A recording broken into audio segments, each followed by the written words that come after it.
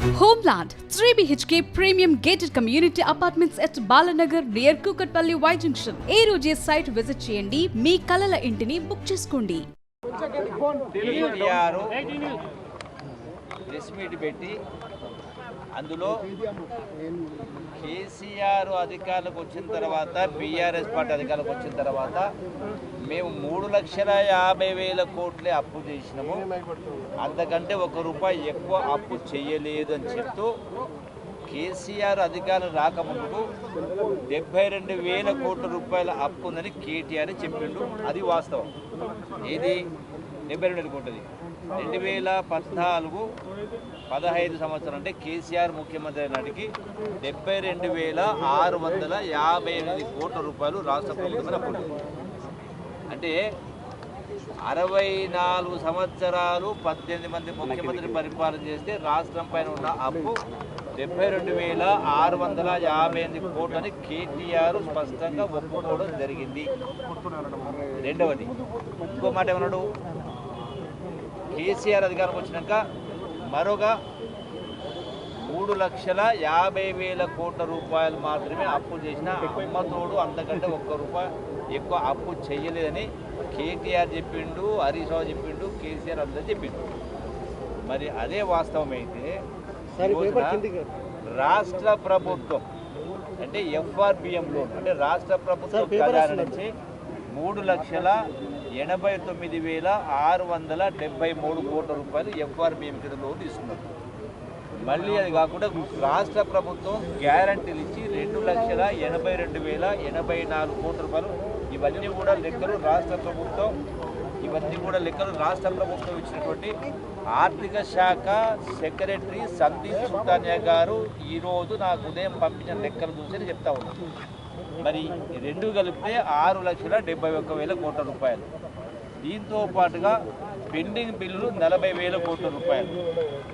దీంతో పాటుగా employees bills, దీంతో పాటుగా మరొక 80,000 కోట్ల రూపాయలు కరెంటు పైన బకాయిలు, కరెంటు విద్యుత్ సంస్థల పైన.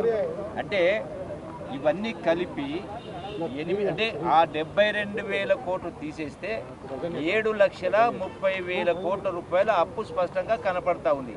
ఇంకోటి ఇవాళ ఏం చెప్తున్నారు వాళ్ళు, ఎందుకు ఆ మాట 3,00,000 కోట్లు అంటున్నారు అంటే, ఏవైతే 2,82,000 కోట్లు అప్పు చేసిండ్రో అది దేనికోసం చేసిండ్రు, అంతకుముందు వచ్చిన 3,80,000 కాకుండా 2,80,000 లెక్క చెప్తారు. దేనికి వాళ్ళు ఏమంటారు, ఇది మా ప్రభుత్వం అప్పు చేయలేదు, ఏమంటారు, కాళేశ్వరం ప్రాజెక్టు ఇరిగేషన్ ప్రాజెక్టు కోసం 74,590 కోట్ల రూపాయలు చేసినాం.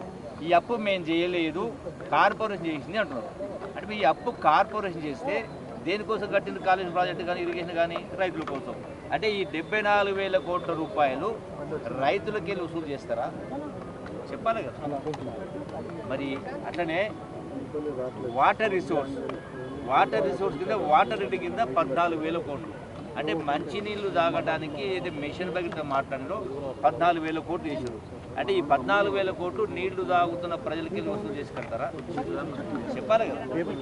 అట్లనే తెలంగాణ డ్రింకింగ్ వాటర్ కార్పొరేషన్ 20,200 కోట్లు. అట్లనే హౌసింగ్ కార్పొరేషన్ 6,470 కోట్లు. అంటే ఆ ప్రజల దగ్గర ఎవరికైతే మీరు గతంలో డబ్బులు పెట్టి ఇస్తే వాళ్ళకి డబ్బులు వసూలు చేస్తారా. అట్లనే టీఎస్ రోడ్ డెవలప్మెంట్ కార్పొరేషన్ 2,951 కోట్లు. అట్లాగే Telangana state civil supplies corporation పేరు మీద 56,000 కోట్ల రూపాయలు. సదరన్ పవర్ కార్పొరేషన్ 17,000 కోట్ల రూపాయలు. నార్దర్న్ పవర్ కార్పొరేషన్ 12,000 కోట్ల రూపాయలు. అంటే ఈ రకంగా మరి అప్పులు చేసి, ఈ అప్పులు ప్రభుత్వమే కడుతుంది కదా. కేసీఆర్ ముఖ్యమంత్రి ఉన్నప్పుడు కూడా ఈ అప్పులకు వడ్డీలు ప్రభుత్వమే కట్టింది కదా.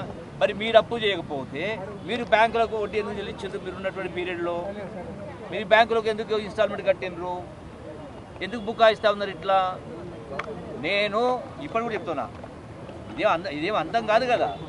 నేను అన్న మాటకు నేను కట్టుబడి ఉన్నా. మరి ఏ దేవాలయానికి వస్తారు నేను చెప్పినా ఇప్పుడు ఏం అయిపోలే కదా. ఇవన్నీ చేసింది ఎవరు? కేసీఆర్. మరి కేసీఆర్ నోటి నుంచి లేదు నేను 8 లక్షల కోట్ల రూపాయలు, అంతకుముందు 72,000 కోట్లను ఇలా 7 లక్షల రూపాయల కోట్లు అప్పు చేయలేదని కేసీఆర్ మాట చెప్పండి. వీళ్ళు ఎందుకు ఈ అబద్ధాలు మాట్లాడుతూ ఉన్నారు? నేను ఇప్పటికి కూడా నేను అన్న మాటకు నేను కట్టుబడి ఉన్నా. నేను రాజీనామా చేయడానికి సిద్ధంగా ఉన్నా. ఇప్పుడు మళ్ళీ ఈ లెక్కల సంగతి ఏంది చెప్పాలి కదా. కాళేశ్వరం ప్రాజెక్టు మేము అప్పు చేసింది కార్పొరేషన్ చేసింది, మేము చేయలేదు, ప్రభుత్వం చేయలేదు అంటున్నారు. మరి కార్పొరేషన్ చేసి ప్రాజెక్టులు కట్టిండ్రు, ఇరిగేషన్ ప్రాజెక్టులు కట్టిండ్రు, రైతుల దగ్గర డబ్బులు చేస్తారా? రైతుల దగ్గర డబ్బులు చేస్తారా? 20,000 కోట్ల రూపాయలు 2 లక్షల రైతుల రుణమాఫీ చేయడానికి 2 లక్షల రూపాయలు రుణమాఫీ చేయడానికి 20,000 కోట్ల రుణమాఫీ 20,000 కోట్లు ఇస్తే ఒక్కొక్క రైతు కుటుంబానికి 2 లక్షల రూపాయలు మాఫీ చేసినాం.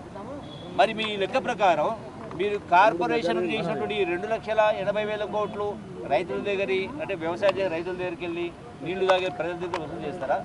20,000 కోట్ల రూపాయలు ఇస్తేనే ఒక్కొక్క రైతుకు 2 లక్షల కోట్లు 2 లక్షల రూపాయలు రుణమాఫీ అయినప్పుడు మరి లక్షల కోట్లు మొత్తం ప్రజల దగ్గర వసూలు చేస్తామంటే మరి అంటే ఒక్కొక్క రైతు 20 లక్షలు 30 లక్షలు కట్టిస్తారా? రైతుకి కట్టిస్తారా? ప్రజలు కట్టిస్తారా? ఎట్లా ఇది? అరే మీరు గొప్పగా పరిపాలన చేసిన అంటే ఇంత అబద్ధాలు మాట్లాడుతుంది కదా. నేను ఇప్పటికి కూడా ఈ రోజు కూడా నేను ఈ అంకెలు కనుక తప్పైనట్టయితే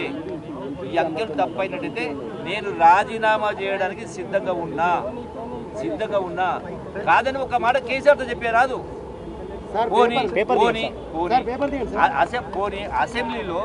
అసెంబ్లీలో చర్చ జరిగింది కదా, ఇవన్నీ వచ్చినాయి కదా, ఏదో డొక్కతిని సమాధానం చెప్పింది. ఆ రోజున కూడా అసెంబ్లీలో మాట్లాడినప్పుడు ఇదే ప్రశ్న చెప్పినప్పుడు అసెంబ్లీలో ఆనాడు హరీష్ రావు మాజీ ఫైనాన్స్ మినిస్టర్ ఉండే కదా, ఆర్థిక మంత్రి, ఆయన చెప్పినప్పుడు నేను లేచి అడిగిన, స్పీకర్ పరిస్థితి లేచి అడిగిన, హరీష్ రావు మరి నువ్వు ఈ అప్పు మేము చేయలేంటావు కదా, ఈ అప్పు రైతులతో కట్టిస్తావా? ఈ అప్పు నువ్వు చేసిన కార్పొరేషన్ ఇరిగేషన్ ప్లాంట్ తీసుకున్న అప్పును రైతులు కట్టాలా, రైతులు కట్టిస్తారని అడిగిన. దానికి సమాధానం దాటే వేసిండు, దానికి సమాధానం చెప్పలే. మరి కేటీఆర్ కూడా ఇలా అన్నాడు 3,50,000 కోట్లని, మరి ఇవన్నీ అప్పులు ఎవరు కడతారు? అంటే ప్రజల దగ్గర వసూలు చేస్తారా? చెప్పాలి కదా. ఈ మాటలు కేసీఆర్ తోటి ఈరోజు పోని వాస్తవంగా చెప్పాలంటే నిజాయితీ ఉంటే, నిజమైతే ఎందుకు బయటకు వచ్చి చెప్తలేడు కేసీఆర్? చెప్పండి. పోనీ ఇవాళ ప్రెస్ మీట్ పెట్టి కేసీఆర్ మాట చెప్పు. సరే, కేటీఆర్ హరీష్ రావు అనేది ఆ కేసీఆర్ దగ్గర పిల్లలు. మరి కేసీఆర్ను నేను ఇప్పటి వరకు ఎప్పుడు కూడా అన్న మాట తప్పలే. ఆనాడు కూడా తెలంగాణ ఉద్యమంలో పిల్లలు చనిపోతూ ఉన్నప్పుడు తెలంగాణ రాష్ట్రం ఇప్పుడు డబ్బు మళ్ళీ 100 ఏళ్ళైనా రాదు, పదవులు వస్తే రాకపోతే గొప్పలు మునిగేది ఏం లేదు, మన జాగిరి లేదు, ఇది ప్రజలాస్తి కాదు పదవులు అంటే అని చెప్పి ఆనాడు రాజీనామా చేసి కట్టుబడి రాజీనామా చేసి పాదయాత్ర చేసిన. అంటే ఏ సందర్భం వచ్చినా మరి నేను కూడా కేసీఆర్ ప్రభుత్వంలో మంత్రిగా 3.5 ఏళ్ళు పనిచేసిన. నేను 5 మంది ముఖ్యమంత్రి పనిచేసిన. మళ్ళీ కేసీఆర్ హరీష్ రావు కేసీఆర్ దగ్గర మాత్రమే ఆయన మంత్రులు పనిచేసారు. నేను 5 మంది ముఖ్యమంత్రులు పనిచేసిన. మరి నేను పిలిచిన కాడికి మీరు రావచ్చు కదా. అరే ఇది నేను చెప్పి మీకు ఈ కాగితాలు మొత్తం ఇస్తా. దీనిలో ఒక్క అంకె కానీ తప్పు ఉన్నటువంటి అబద్ధం ఉన్నట్టయితే నేను ఏ శిక్షకైనా సిద్ధంగా, నేను నా మంత్రి పదవికి ఎమ్మెల్యే పదవి రాజీనామా సిద్ధంగా ఉన్నా. నేను ఎప్పుడు కూడా అబద్ధాలు మాట్లాడను. ప్రజలు తప్పుంటే తప్పని చెప్తాను. నేను తప్పు చేస్తే మా ప్రజలు కూడా ఏ అంశం తప్పు చేస్తే నేను మా కార్యకర్త తప్పు చేస్తే కార్యకర్త తరఫున ప్రజలకు క్షమాపణ సందర్భాలు ఉన్నాయి. ఆ నిబద్ధత ఉండాలి. అరే నేను అందుకే చెప్పిన, మళ్ళీ వీరు ఎన్ని మాట్లాడినా, ఎన్ని గొట్టాలు పెట్టుకొని ఎన్ని మాట్లాడి ఎన్ని ఊదిన వాడు అయినా ఏది మాట్లాడినా నిజాయితీ ఉండాలి. నిజం నిప్పులాంటి. ఎందుకు ఇంకా ఇంత అసెంబ్లీ చర్చ జరిగినా, ఇప్పుడు జరిగినా ఇంకా మీరు బుక్కాయి కరెక్ట్ కాదు.